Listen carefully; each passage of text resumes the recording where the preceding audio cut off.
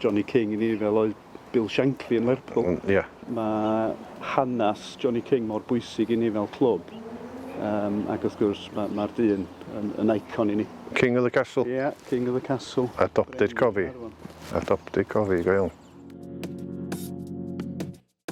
O beth sy'n braf ydy am bod ei lun i fyny ar y wal fel un mae plant yn mynd i ofyn pwdio a beth i hanes tu ôl i'r dyn dydy. Yn union, yn union.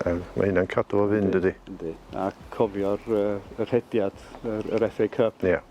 A hefyd ar Match of the Day. Match of the Day, ie. Oedd y peth yn hurt i'r addo. Oedd tad. Oeddwn ni'n gwachod Lerpwl a Manchester United yn Match of the Day. Peth nesaf Gaernarfon yn dod. Ie.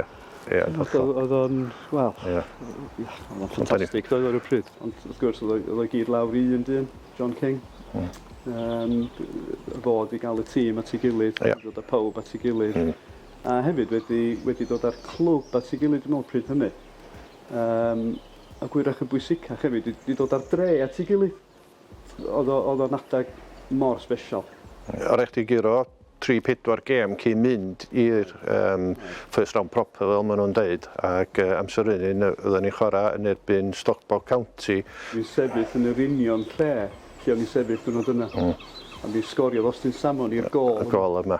Ac wrth gwrs mae'n gol iconic yn hanes y clwb. Wedyn, na gafon ni York City, oedden nhw yn yr hen third division yn yr ofal, a oedden nhw'n gêm gyfartal. Wedyn yn y replay yn York, na'r unig giro o 2 gol i 1. A wedyn yn y rownd nesaf gafon ni Barnsley, oedd yn yr hen second division. So oedden ni'n mynd i fyny yn bob tro, felly. Gêm gyfartal eto y fama, ond colli o gol i ddim yn Barnsley. Mae beth ddwydwyd gan Arfon Roberts y cadeirydd ar y pryd. The fans will never forget the glory and success he has brought to us. A wrth gwrs mae hynna'n wir hyd heddiw. Beth ar 35 o flynyddoedd.